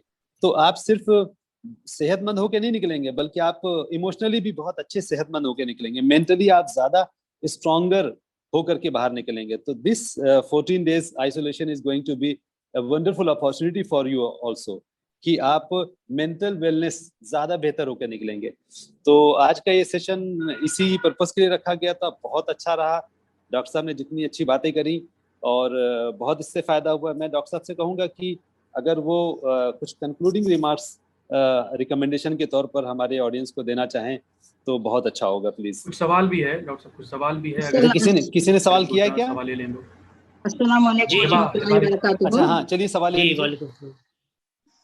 हमारे रिश्तेदार में एक 45 या 45 ईयर्स नहीं है, उनको ऐसा ये हो गया था, मतलब 10-15 दिन से बुखार थी उनको, लेकिन अब कल से उनकी ये ठीक है। लेकिन हम लोग क्या किए, टेस्ट कराए तो जो है पॉजिटिव आ गया। अब पॉजिटिव आने के बाद से वो डरते हैं कि कहीं डॉक्टर के पास कंसल्ट करें या ना करें, क्योंकि यहाँ पे जो है ऑक्सीजन की सब कमी है और हॉस्पिटल भी बहुत कम है। तो अब हमको इसको क्या करना चाहिए? अल्हम्दुलिल्लाह वो अच्छे हैं, अब कोई उनको सिम्टम्स नहीं है, लेकिन टेस्टिंग में जो है पॉजिटिव बोल के आया। कल टेस्ट किए हम लोग। और उससे पहले पॉजिटिव थे वो 15 दिन पहले? शायद थे होंगे, शायद तब नहीं कराए थे हम लोग, टेस्ट नहीं कराए थे, ऐसी थोड़ी बुखार थी। अच्छा, ये थी। लेकिन मेरी ये आपसे बिल्कुल सलाह है, रिक्वेस्ट है कि एक तो बिल्कुल इनको आइसोलेट करिए, क्वारंटाइन करिए, है ना। और जो भी मतलब कि ऐसे डॉक्टर हैं जहाँ पे बहुत ज्यादा रश नहीं है, या आप ऑनलाइन आजकल अवेलेबल हैं डॉक्टर, जैसे सब काफी लोग, एक प्लेटफॉर्म्स हैं, काफी सोशल प्लेटफॉर्म्स हैं, प्रैक्टो है और जगह है, तो वहाँ पे कहीं ना कहीं आप कंसल्ट करके एक मेडिसिन शुरू करवा लीजिए इनकी जी। ये बहुत ज्यादा जरूरी है। और पूरी तरीके से क्वारंटाइन करके रखें और सब्र करें, सब्र से हल्के हल्के, जैसे अभी हमने सारा डिस्कशन किया उसको फॉलो करें तो इंशाल्लाह बेहतर रहेगा। और जैसे ही तबीयत ठीक होती है दोबारा आपको रीटेस्ट करवाना है। जब आपका निगेटिव आ जाए उसके बाद फिर आप लोगों के साथ सोशल इंटरेक्शन या थोड़ा बहुत जो घर में आप उठना बैठना मिलना करेंगे वो बेहतर रहेगा जी। एक सवाल और है, जज़ाकल्लाह खैर। जी हेबा हैं, एक उनका एक सवाल है जी। जी अस्सलाम वालेकुम डॉक्टर। जी वालेकुम सर अस्सलाम। Thank you very much for lecture. Sir Covid के दौरान सबसे ज्यादा मेंटल एंजाइटी इस बात से होती है कि आप जैसे कहे ना कि नेगेटिव थॉट्स, जैसे उमेर सर भी कहे, बहुत नेगेटिव थॉट्स आने लगते हैं। तो मैं ये देख रही हूँ कि मैं क्या कर रही हूँ, I am constantly doom scrolling, और this is a word which I, it's a very technical word which I have seen been used elsewhere, कि constantly taking in news of calamity, constantly reading on social media के बाहर क्या हो रहा है। और घर पे मेरे पापा को अभी कोविड है, and this is making my mental anxiety so bad. Constantly हम इमेजिन कर रहे हैं कि कैसे हो, मतलब things are going to become so bad. और इवन विद माई मॉम, अम्मी के साथ भी प्रॉब्लम ये हो रहा था कि we did not test for the first 3-4 days, क्योंकि इतना एंजाइटी था कि वो गवर्नमेंट हॉस्पिटल से आ जाएंगे एंड दे विल टेक पापा अवे, एंड वो फिर घर में नहीं रहने देंगे। So there is a lot of other mental anxieties also associated with what is happening outside and what the state can do to us. So how do we deal with that, doctor?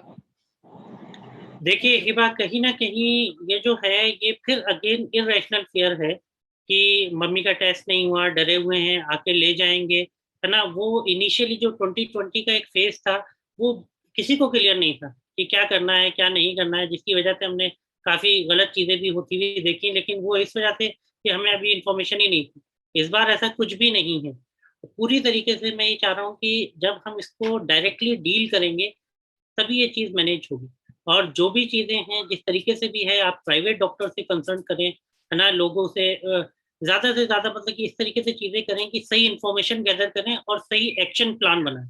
जब ये सही action plan होगा तो आपकी anxiety automatically down हो जाएगी, क्योंकि जब रिजल्ट्स आना शुरू होंगे, अगर सिर्फ हम परेशान होते रहेंगे तो चीजें हो सकता है रियली कॉम्प्लिकेट ना करनी चीजें, जो काफी केसेस में इस बार देखा गया है, दूसरी जो ये आई है। तो प्लीज आप किसी भी तरीके से डरने की, परेशान होने की जरूरत नहीं है, जो भी अप्रोप्रिएट एक्शंस हैं वो लीजिए। Sir what about the anxiety caused by the, बहुत सारा जो नेगेटिव न्यूज़ कॉन्स्टेंटली हमारे फोन्स में आता है, कॉन्स्टेंटली हमारे हम आप यकीन बॉम्बार्डेड विद मानिए, नेगेटिव। आप हाँ बिल्कुल बंद कर दीजिए देखना, फॉलो मत करिए। रिक्वेस्ट है ये मेरी कि बहुत ज्यादा परसेंट केसेस में, मैं इसको रिपीट नहीं करना चाह रहा क्योंकि सबको पता है कि जितना ज्यादा आप ओवरलोडेड हो जाएंगे इंफॉर्मेशन से वो आपको बीमार कर देगा।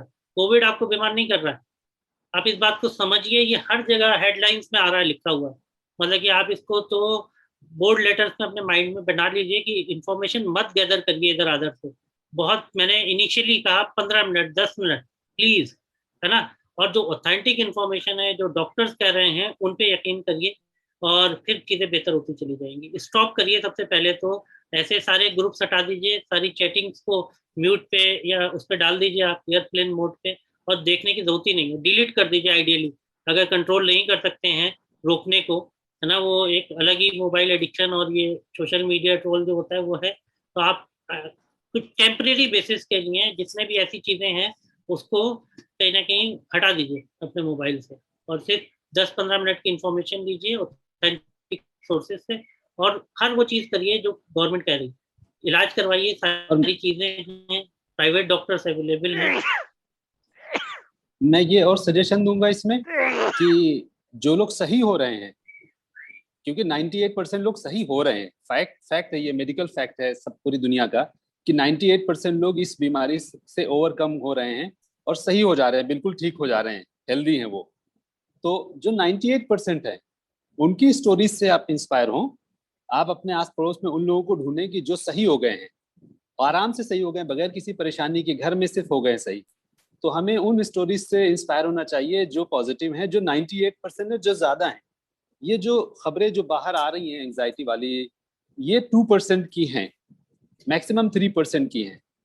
तो इसलिए हमें लगता है कि हमें जो पॉजिटिव चीजें हैं, 98% लोगों के सही होने की जो खबरें हैं, उनको भी देखना चाहिए और आसपास लोगों को उनसे इंस्पायर होना चाहिए, वो बहुत फायदा पहुंचाएगा। और ये तो सारे सिम्टम्स और सारी मेडिकली प्रूवन चीज है कि ये अगर किसी को इन्फेक्शन होता है तो किस स्टेज से किस स्टेज तक कैसे कैसे जाएगा। तो ये समझना ज्यादा मुश्किल नहीं है कि अगर आपको होता है या किसी को होता है तो वो आसानी के साथ कैसे उसको ओवरकम किया जा सकता है। तो मुझे लगता है कि पॉजिटिव साइड को हमें ज्यादा देखना चाहिए आसपास, उससे आप ज्यादा स्ट्रांग बने रहेंगे और ज्यादा ऑप्टिमिस्ट रहेंगे और ज्यादा ज्यादा पे बेहतर ज्यादा डिसीजन यकीन ले करिए, सकते। जी, ज्यादा पे ज्यादा यकीन करिए, जो 98 है ज्यादा वो उस पे ज्यादा बिल्कुल यकीन करना। सही सही। चलिए ठीक है, बहुत अच्छा लगा आप सब लोगों से इंटरेक्ट करके, बात करके, और खुदा करे कि आप लोग जल्दी जो भी इस बीमारी में मुब्तला हैं। जी सर ये डॉक्टर साहब इस एक तरह का क्वेश्चन प्रोग्राम और ले लेते हैं अगर और अरेंज करना हो तो कैसे कर सकते हैं आपका?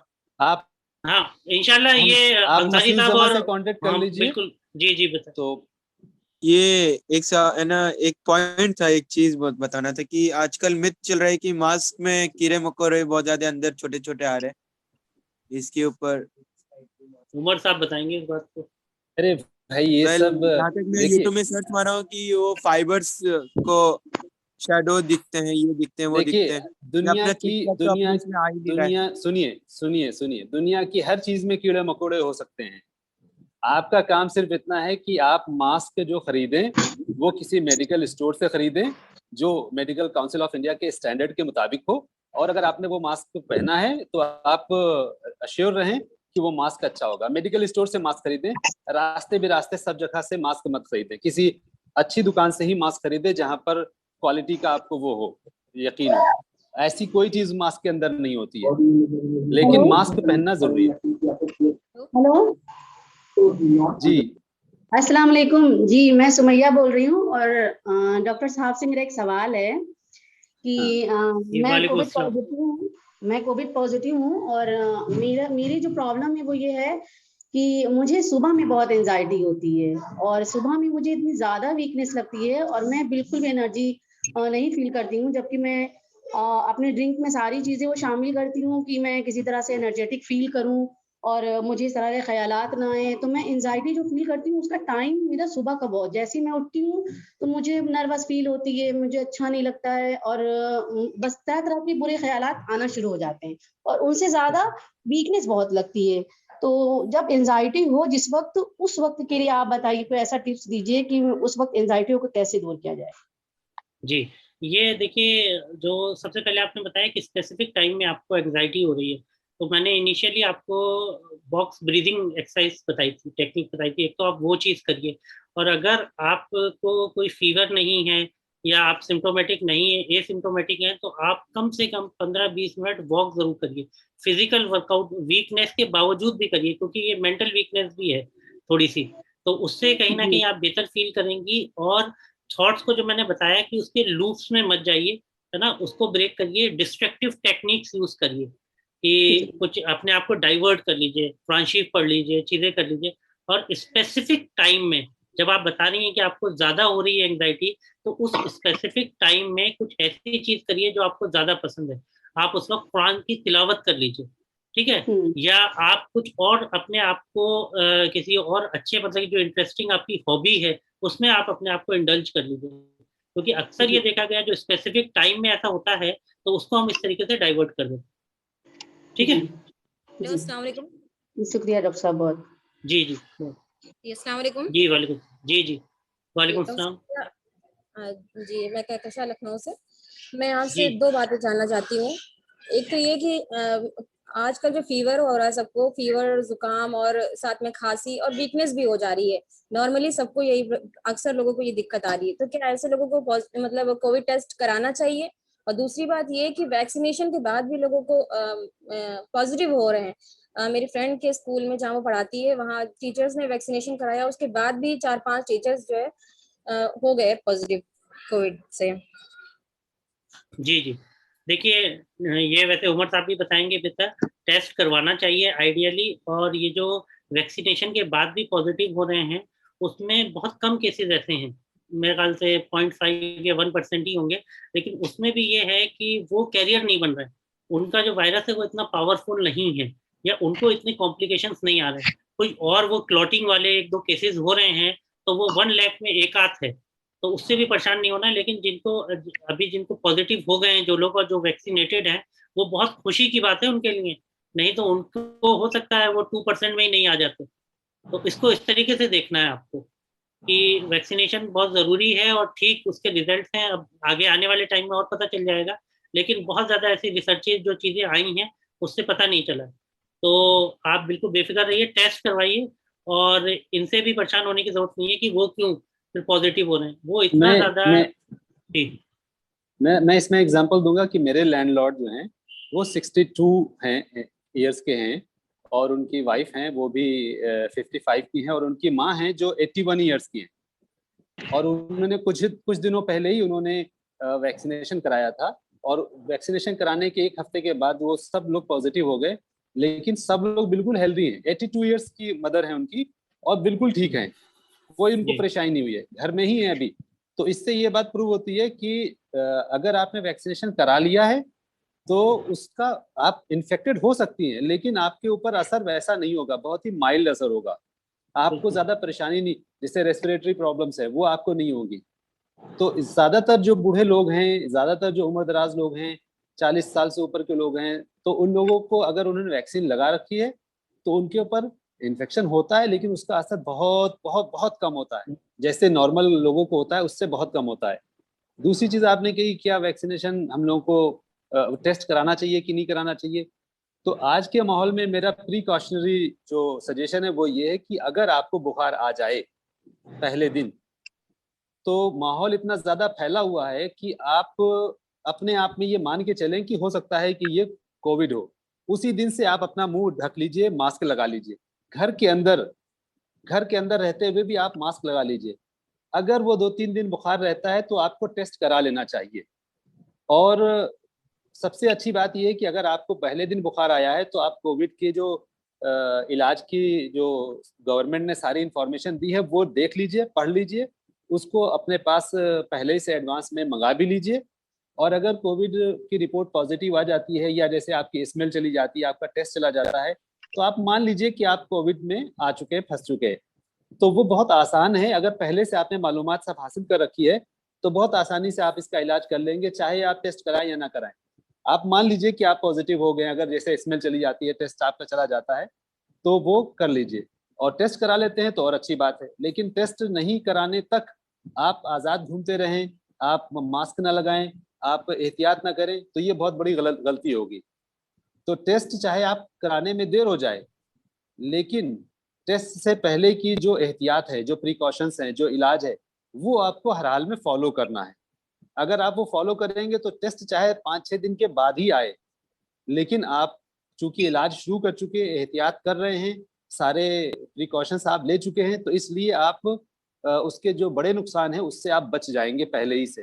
तो रिपोर्ट का इंतजार मत कीजिए, टेस्ट का इंतजार मत कीजिए, कराइए जरूर, लेकिन उसके आने तक आप सारी एहतियात पहले दिन से ही शुरू कर दीजिए। तो ये आपकी सेफ्टी के लिए, आपकी फैमिली की सेफ्टी के लिए बहुत अच्छा है।